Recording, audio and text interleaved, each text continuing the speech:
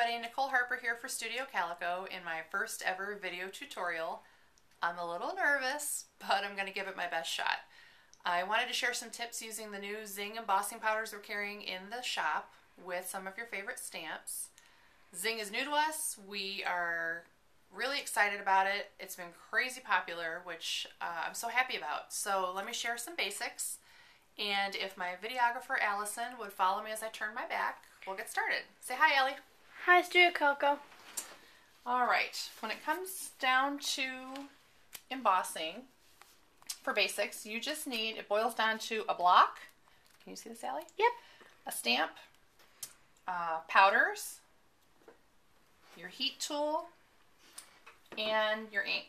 Now, I prefer Versamark ink. I've had this pad for years. It's lasted me forever. Although I'm using it more now that we're stocking Zing, and I'm pretty excited about it.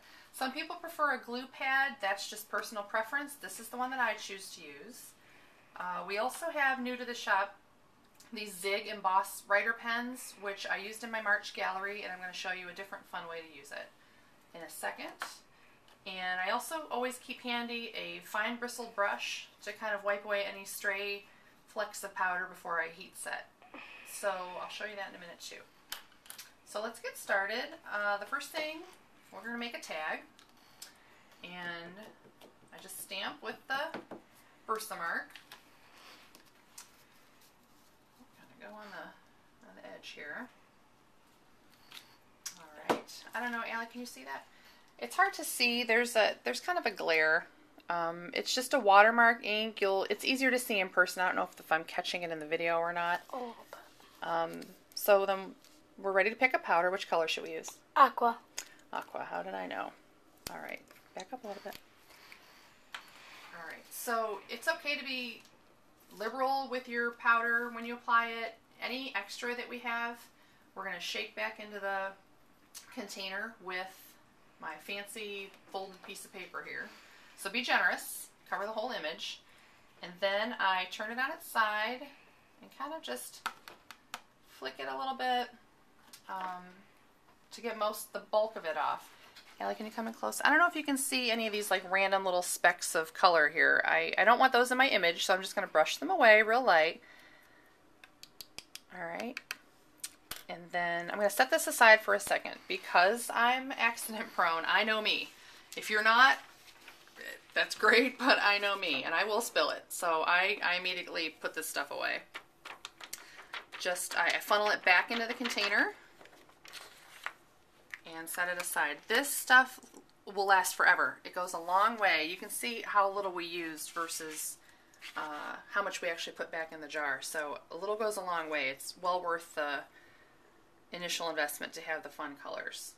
Okay, so next we're just going to heat set it. Now this is going to get noisy, so I'll try to speak a little louder.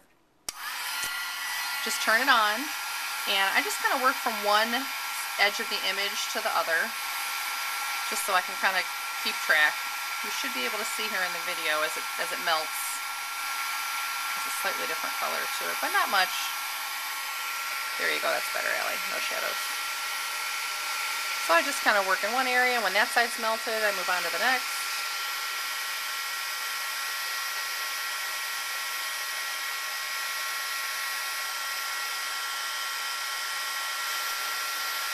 All right, so there we go.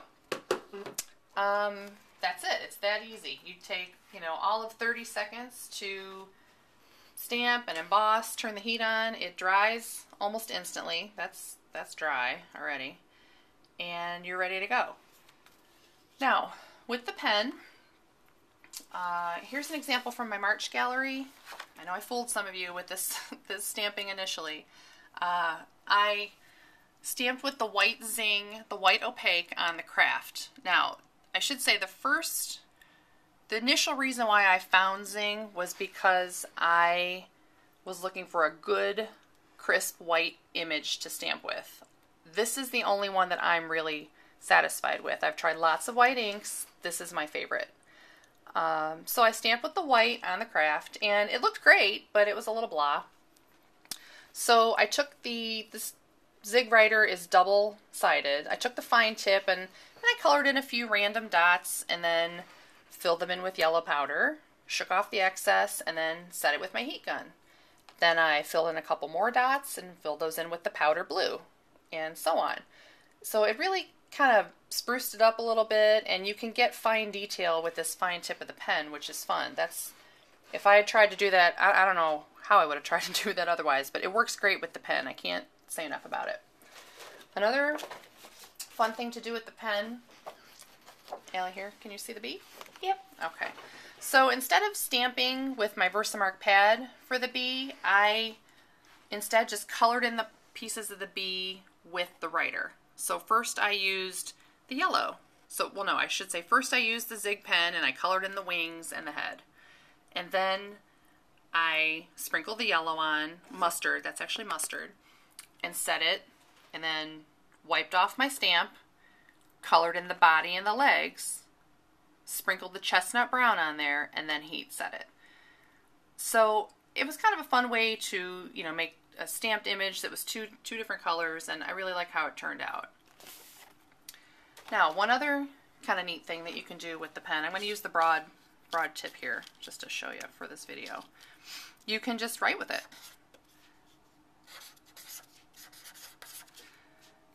And we will, which color should we use next, Ellie? Leaf. Leaf. I like the green too. It's my favorite green.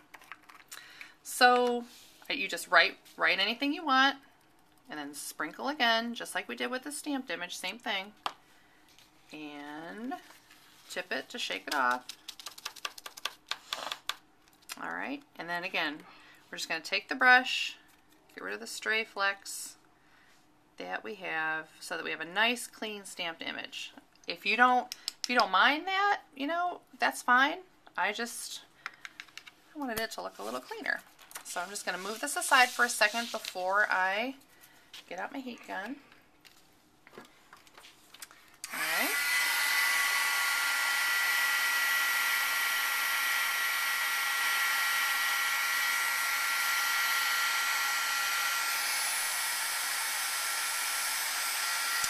Again, just moving from one end to the other.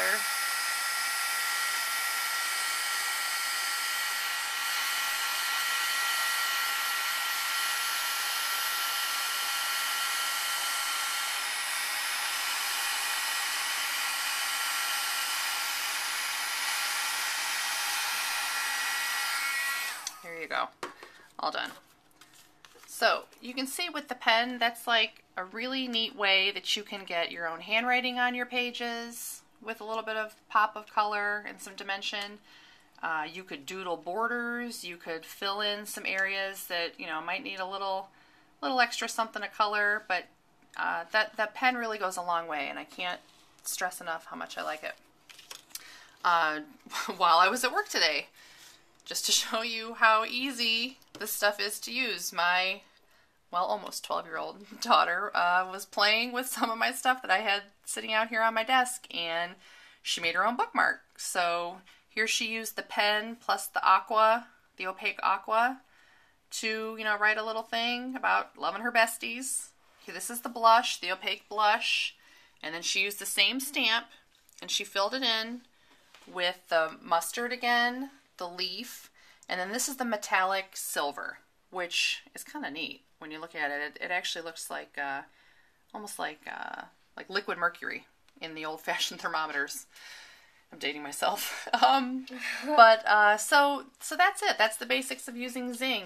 Hopefully in the future I'll share a few more tips as I figure them out, and I hope that you learned a thing or two and that I did okay in my first ever video. Now that I got this one out of the way, hopefully I'll feel a little more comfortable next time. But I want to say thanks for sticking around this long and tuning in, and we'll see you around. Hope you enjoy the video and the Zing. Take care. Bye-bye.